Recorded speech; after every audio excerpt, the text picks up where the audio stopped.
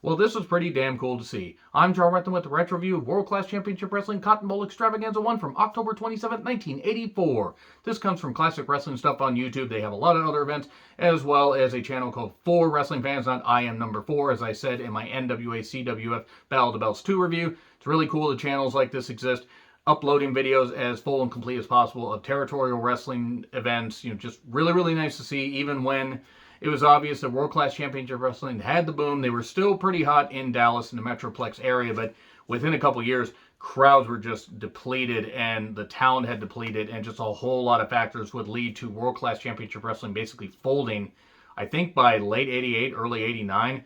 It's a really damn shame what happened to World Class.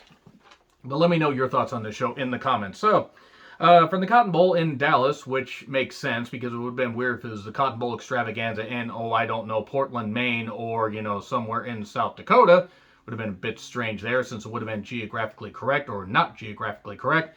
So 12,000 fans, 96,000 seat capacity. If that's true, man, that crowd was really loud though, and I obviously would have been silly to expect them to draw the entire, house and 96,000 people, especially in a stadium that big, you wouldn't have been able to see.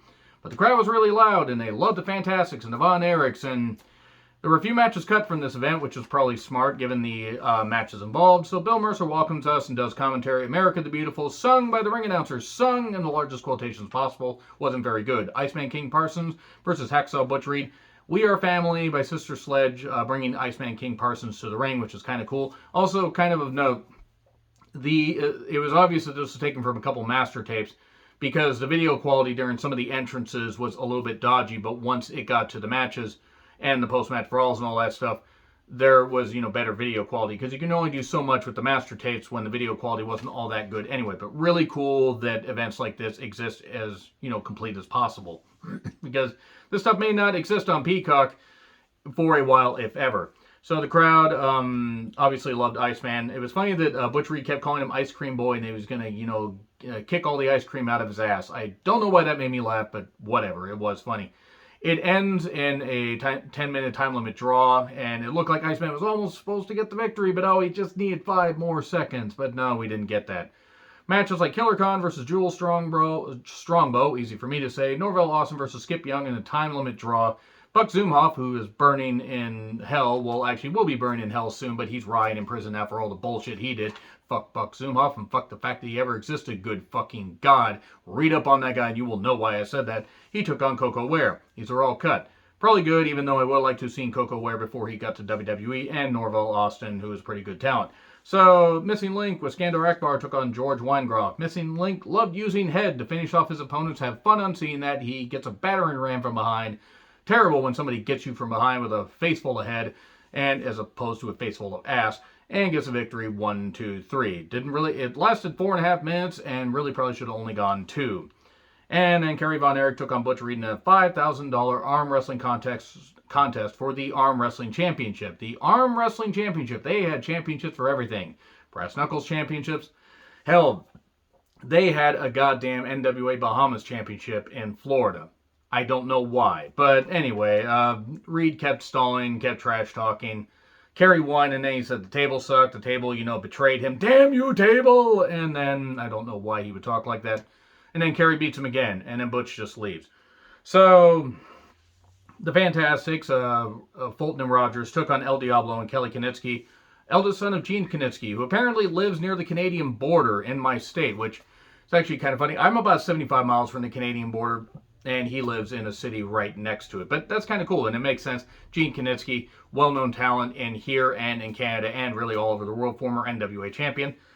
Kelly didn't last all that long. Kelly was in wrestling for 7 years. Hopefully he's doing very well for himself after he got out of wrestling in 1987. And the fans sure loved the Fantastics. One line from Bill Mercer. Tommy Rogers continues to explode all over his opponents. Precursor to Bob Caudle, saying, "Oh, let's see some clothes coming off."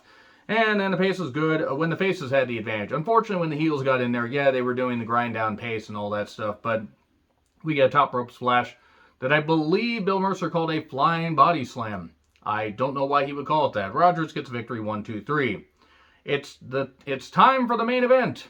Halfway through the show. This stuff was clearly taped out of sequence. and they just hodgepodge it together, like, on a couple shows. And I'm not talking about the channel, I'm talking about the way World Class taped it. So it's Mike Von Erich and Stella Mae French, and Sunshine arrives a little bit later, taking on Gino Hernandez and Andre the Lady Giant, who I believe was Nikita Roberts, I think was her name. Was Stella Mae 80 at this point? Because she looked like somebody's drunk aunt or drunk grandma trying to wrestle. And I know the name, but just seriously, the visual of it is like, really, this is the best they could do? Gino was a great heel. Sunshine arrives in a helicopter, getting the big old treatment and everything. She's back in World Class, and this was something. Just wasn't very good. Gino was a great heel. Mike never belonged in the goddamn wrestling ring. And I think he knew that. He should have done stuff around wrestling, for TV, whatever, but he never should have been in the ring. Didn't work out. And it is unfortunate. A couple years later, he would pass away. So, someone collect their grandma is what I wrote down. And then Gino deserved 2 paychecks for basically carrying this goddamn thing. Bill refers to Kevin suffering or needing stitches and suffering a concussion from a chair shot from Chris Adams that hadn't happened yet because, again, taped out of sequence. Sunshine later hits, Nikita Roberts with the chair that the referee didn't see, and then Stella Mae tops her 1, 2, 3. I love you guys, says Sunshine. Hello, Cleveland. You're in Dallas. Oh, sorry. It wasn't good. I'm sorry. It wasn't good. I love Gino, and this wasn't the only time we'd see Gino. Then we get Kevin Von Erich versus Chris Adams with Gary Hart. Chris had turned heel sometime before this. I don't remember if it was a couple months, but he had aligned with Gary Hart because he was popular, like the Von Erichs, but not quite, and so they decided to switch him heel. Gary's the perfect guy to help him do that. Chris says, I'm going to challenge you to a wrestling match.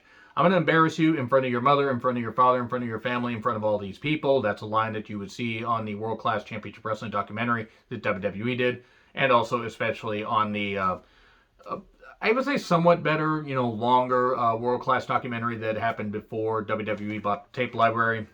And then Kevin says, oh, you got it. Huge pop for Kevin. Good stuff. Well paced.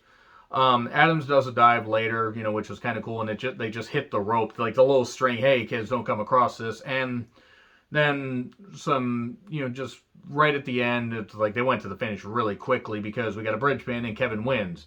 And he says, that was a good, clean match. I won that. I don't know what you're complaining about. He says, you fired Gary Hart. Get rid of it. And I'll try to, I can't believe I'm saying this, but I'll try to bury the hatchet and forget the whole thing ever happened. And then Chris attacks him with a wooden chair from behind. He's bleeding from the back of the head. And the crowd thought that Kevin would, granted, David Von Erich had just passed away 8.5 months before. And they were all just like, frightened and everything. Like, oh, no, not another Von Erich tragedy. Kevin, we love you. The girls were crying in the audience. That shows how invested they were in the Von Erichs. And so Kevin Von Erich could not be part of the main event, which was Kerry and Mike Von Erich with Bobby Fulton replacing Kevin. Defending the 6-man championships against Gino Hernandez, Chris Adams, and Jake Roberts. And yes, there was some good star power here, and this was when Kerry still had his faculties about him. But again, Mike, who just didn't belong in the ring. Jake Roberts in weird sweatpants just always threw me off. Super kick to Kerry while Kerry had Jake Roberts up for a suplex, and Jake tops him 1, 2, 3. And then the heels celebrate backstage, and that's really it for the first ever Cotton Bowl Extravaganza. They would do a few more of these, which I'm going to retro review eventually because I have them saved in my watch later playlist, so I'll say they don't get pulled. It's cool to dive into this stuff. It's just really kind of eerie seeing, how many of these wrestlers wouldn't even make it out of the 80s and how some would quickly go downhill as far as their careers after they left World Class or even by like the early 90s. If you think about Gino Hernandez, Chris Adams lived to 2000, but he, by 91, he really didn't have much of anything going on.